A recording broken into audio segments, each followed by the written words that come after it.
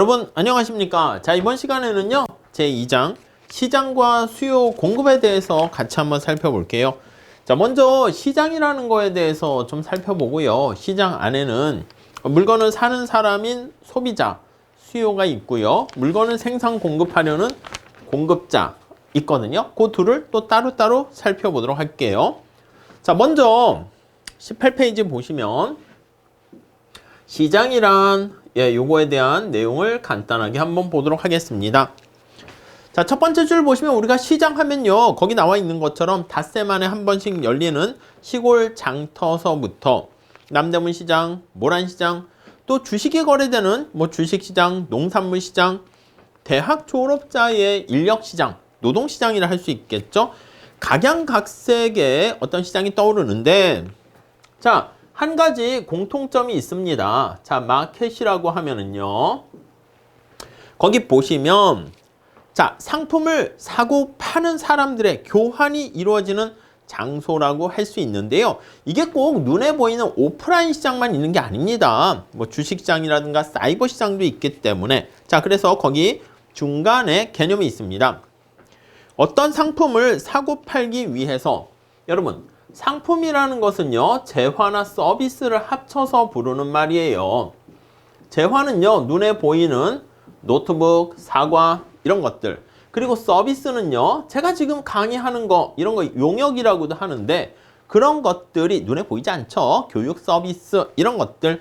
이게 상품이 거기 나와 있는 것처럼 사고 팔기 위해서, 이렇게 팔기 위해 사람들이 서로 접촉하게 되는 개인과 기업들의 모임, 그렇게 보시면 되겠습니다. 개인과 기업들의 모임의 장소, 이렇게 보시면 되겠습니다.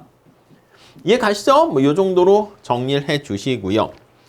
자, 그래서 그 개념 정의 바로 밑에 보시면 어떤 상품을 사려는 그리고 팔려는 의지는 각각 상반된 힘으로 시장에서 표출되는데, 그 상반된 힘에 따라서 사려는 사람이 우리가 소비자, 수요자, 팔려는 사람이 생산자, 공급자, 이렇게 되는데, 사려는 사람과 판매하려는 사람이 이렇게 줄다리기를 합니다. 우리가 지난 시간에 얘기한 것처럼 균형이라는 걸 말씀드렸어요. 그래서 일단 그 상태에 딱 도달했을 때 더 이상 변화할 만한 요인이 없는 상태, 두 가지 힘이, 상반된 힘이 딱 맞아 떨어진 상태, 그걸 바로 균형이고요. 그러한 균형 상태에서의 보이지 않는 손 가격을 균형 가격이다, 이렇게 얘기를 할 겁니다. 오케이, 그 정도 보시고. 자, 그래서 먼저 첫 번째 시장이란 그 개념을 살짝 살펴봤고요. 그 다음에 밑에 보시면 가격과 시장 기구. 시장에서 제일 중요한 역할을 하는 게 바로 보이지 않는 손이라고 들어보셨죠? 그게 바로 가격이 되겠습니다. 자, 희소한 자원을 어떻게 배분하고 분배할 것인가, 그런 것들을 결정해주는 그 가격이라는 거, 얘가 바로 시장 메커니즘, 기구에서 되게 중요한 역할을 하는 것이죠. 자, 19페이지 가보시면은요, 두 번째 단락 볼게요. 자, 희소한 자원을 어떻게 배치할 것인가 할 때 시장의 원리에 입각해서 우리가 해결할 수도 있고요. 극단적인 방법은 또 뭐가 있습니까? 자유방임이 아니라 정부가 계획 당국에 의해서 해결할 수도 있겠죠. 우리의 관심사는 이 시장 메커니즘, 시장 기구에 의한 해결 방법에 대해서 살펴볼 겁니다. 자, 두 번째 단락에 모든 것을 시장 힘에 맡긴다는 게 바로 시장 기구에 의해서 경제 문제를 해결한다 라고 보시면 되겠습니다. 시장 기구가 경제 문제를 해결한다, 이렇게요. 여러분, 경제 문제라는 게 뭡니까? 그치, 경제라는 것은요, 말 그대로 우리가 생산, 소비, 분배, 이런 겁니다. 우리가 뭔가를 생산했어. 생산에 따라서 분배를 받게 되겠죠. 노동을 제공했느냐, 자본을 제공했느냐에 따라서 대가를 받게 되면, 노동소득을 받게 되면 그걸 가지고 소비 가능한 구매력이 생겼으니까 시장에서 물건을 사게 됩니다. 그래서 소비하는 이러한 일련의 과정을 바로 경제 문제인데, 자, 우리 지난 시간에 본 것처럼 이런 것들 우리가 잘해야 됩니다. 왜 잘해야 됩니까 하면 자원이 희소하기 때문에 그런 거죠. 그래서 희소한 자원을 어떻게 엘로케이션 하고 그리고 어떻게 소득 분배할 것인가 그런 것들에 대해서 우리가 살펴보게 됩니다. 자, 두 번째 달러 거기 나와 있는데 이걸 누구에게 어떻게 배분할 것인가 그 역할을 하는 게 바로 뭐냐면 가격이 되겠습니다. 이 가격을 보고 우리가 누가 소비자가 되고 생산자가 되고 결정합니다. 아니 여러분 생각해 보세요. 어떤 요리사가 있어. 유능한 셰프 요리사는 스파게티를 만드는데 5,000원에 만들 수 있고요. 홍길동은요 2만원에 만들 수 있고요. 저는요 요리 실력이 없습니다. 그래서 5만원에 만들 수 있다라고 한번 해볼게요. 그럼 무수히 많은 사람들 시장에 참여해 가지고요. 스파게티 가격이 만약에 10,000원에 이렇게 프라이스가 10,000원에 결정됐다라고 하면요. 시장의 이 가격을 보고 스파게티를 생산하는 요리사 입장에서는 10,000원보다 훨씬 더 싸게 생산할 수 있죠. 그럼 이 5,000원에 생산하는 사람은 생산 공급자가 되는 것이고요. 오케이? 그러니까 이 요리사는 자기가 먹을 것보다 더 많이 생산을 해서 남는 거 시장에 공급을 합니다. 여기요. 홍길동과 저는 어떻게 됩니까? 그렇지. 스파게티를 직접 만드는데 2만원, 5만원 이렇게 드니까 직접 메이크하는 것보다는 사 먹는 게 훨씬 낫지. 그렇기 때문에 소비자가 된다. 이렇게 보시면 되겠습니다. 오케이? 그런데 만약에 이렇게 10,000원에 스파게티가 교환되고 있었는데요. 살려는 사람들이 너무 많아지는 거야. 스파게티를 좋아하고. 그래서 만약에 시장의 가격이 피가 30,000원으로 상승했다라고 한번 해볼게요. 30,000원으로 상승하면 자, 가격이 올라가게 되면 어떻게 됩니까? 가격이 올라가면 이렇게 올라가는 거 아니겠습니까? 30,000원? 그러면 저는요 스파게티 만드는데 여전히 50,000원이 든다 그러면 제가 직접 만드는 메이크하는 것보단 사 먹는 게 낫고요. 앞에서 말씀드린 홍길동이라는 사람이 있는데 그 사람은요 원래 10,000원이었을 때는 소비자로 수요자가 됐거든요. 근데 스파게티 가격이 30,000원으로 상승하게 되면 홍길동은요 여기 나와 있는 것처럼 생산자로 바뀌게 됩니다. 자, 그래서 여기 30,000원보다 더 싸게 생산할 수 있는 사람들은 메이커인 생산자가 되는 것이죠. 오케이? 자, 그래서 지금 말씀드린 것처럼 누가 생산을 하고 누가 소비자가 되고 이런 것들은요 시장의 가격을 보고 자신의 상황에 맞춰서 선택을 한다. 이렇게 보시면 되겠습니다. 자, 그게 바로 가격의 기능이 돼요. 자, 세 번째 단락 보세요. 자, 누구나 잘 알고 있듯이 시장이란 인격을 갖춘 존재가 아니고요. 또한 시장이 하나의 통합된 조직을 가지고 있어서 상황에 따라서 적절한 판단을 내리는 건 아닙니다.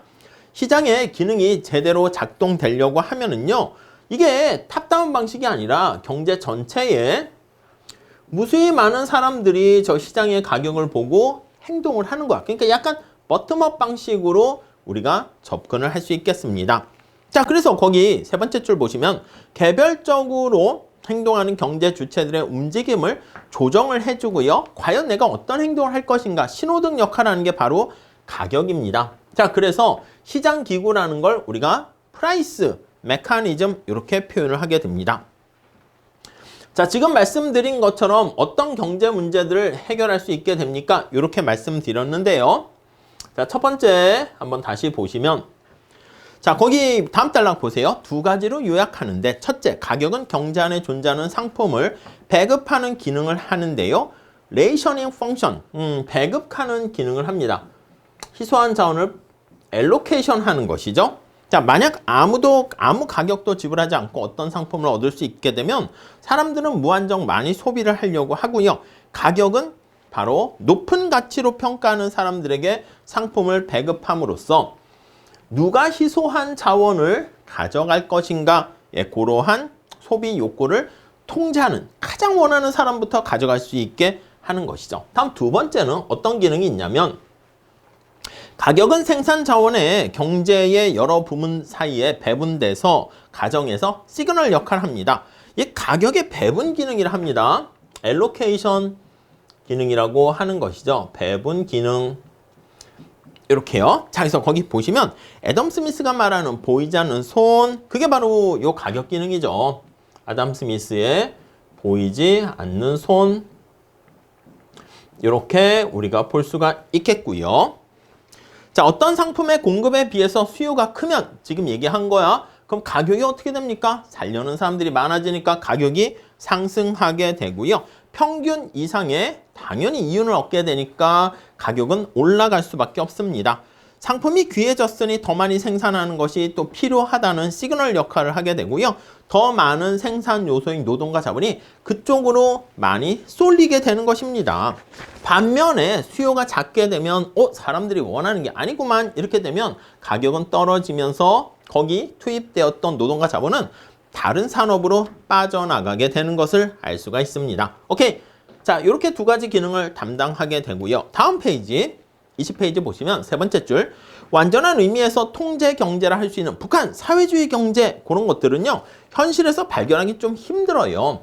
그래서 우리는 시장이 아주 잘 작동되면은 모르겠는데 이런 기능을 시장이 잘 못하는 상황이 발생합니다. 그걸 이제 뒤에서 시장 실패 이렇게 얘기해요. 그래서 현실에서는 약간 완전히 통제된 경제보다도 시장 원리의 기본을 두면서 정부가 적절하게 개입을 하게 되는 혼합경제 체제를 사용하게 된다. 이렇게 보시면 될 것 같습니다. 오케이, 그 정도. 자, 다음 20페이지 세 번째 달러. 가격을 매개로 한 시장기구가 효율적인 자원 배분을 가져다 준다는 점에서 우리가 관심이 있게 돼요. 특히 아담 스미스의 보이지 않는 손은 뭐라고 얘기하냐면, 자, 거기 보시면 개개인들이 사익을 추구합니다.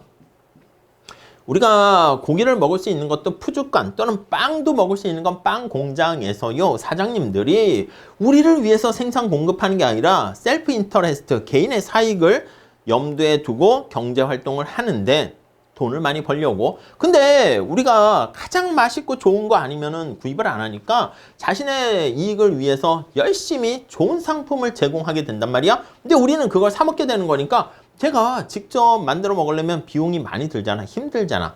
제가 치킨 먹고 싶다 그러면 어떻게 합니까?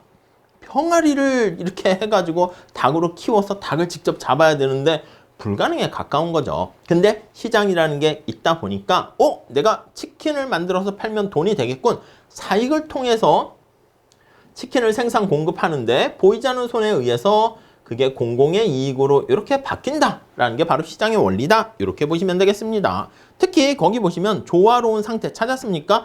효율적인 자원 배분이 이루어지는데 시장기구는 소비자 주권을 보장해 준다. 그러니까 소비자가 원하는 거를 생산 공급하지 않으면 물건이 안 팔릴 거 아니겠습니까? 그래서 소비자 주권 측면에서도 보장해 준다는 측면에서 바람직하다. 그렇게 볼 수 있겠습니다. 자, 근데 마지막 달러 보세요. 시장기구가 언제나 낙원은 아닙니다. 여러 가지 한계가 있어요. 아니, 시장의 원리에 의해서 적절하게 막 배분하고 경쟁하고 하는데 한계라고 할까? 어떤 문제점이 있습니까? 그러면 들어보셨겠지만 거의 공평한 분배는 아닐 수 있습니다. 그래서 골고루 공평하다는 건 약간 주관적이기 때문에 정답이 있는 건 아니게요. 그래서 공평성을 충족하지 못한다. 이렇게 보시면 될 것 같고요. 거기 나와 있는 것처럼 보이지 않는 손의 명제는 세 번째 줄 찾았죠. 자원 배분의 효율성을 제한적인 측면에서만 적합성을 갖게 되고요. 공평성 측면에서 적용되는 성질은 아니고, 우리 시장 메커니즘은요, 자본주의 체제는 우리 투표할 때 1인 1표잖아. 그게 아닙니다. 뭐다? 1원 1표다. 그러니까 돈 많이 갖고 있는 사람이 힘이 센 겁니다. 그렇기 때문에 그게 과연 공평한 분배라고 보기도 어렵고요. 그리고 뒤에서 나중에 볼 거지만 시장기구가 국민경제 안정과 성장이라는 측면에서 문제가 있을 수 있어요. 그래서 그게 이제 대공황과 같은 경기 변동이 발생하게 되고요. 그래서 정부가 적절하게 개입할 수 있는 여지가 생긴다. 이렇게 보시면 되겠습니다. 자, 22페이지로 가보시면 그래서 현실의 상황이 완전 경쟁 시장의 상황을 가지고 얘기하는데, 또 그렇게 완전 경쟁이 되려면 우리가 약간 정보가 완전해야 되고요. 두 번째 줄에 보시면 약간 많은 경제 주체들이 참여해야 되는데 그렇지 않은 경우가 있습니다. 그래서 우리가 불안정 경쟁이라는 독점 그런 것도 나중에 배우게 될 텐데 이 모든 상황을 시장이 해결하지 못하는 것을 시장이 실패되었다 이렇게 얘기합니다. 그래서 마켓이 failure 되었다 이렇게 얘기를 할 겁니다. 자, 그래서 시장이 실패가 발생하게 되면 시장 기구가 효율적이지 못할 수 있다. 거기까지 정리를 하시면 되겠습니다. 자, 그래서 우선 이번 시간에는 제1절로 수요 공급을 배우기 전에 마켓이라는 시장에 대해서 살짝 살펴봤고요. 시장에서의 보이지 않는 손 역할을 하는 게 바로 아담 스미스가 얘기한 가격이 되는 것이고 배급과 배분 기능을 담당하게 된다. 이렇게 보시면 되겠습니다. 자, 이렇게 보시고 우리 다음 시간에요. 시장의 수요 우리가 같이 공부하도록 할게요. 자, 여기까지 할게요. 감사합니다.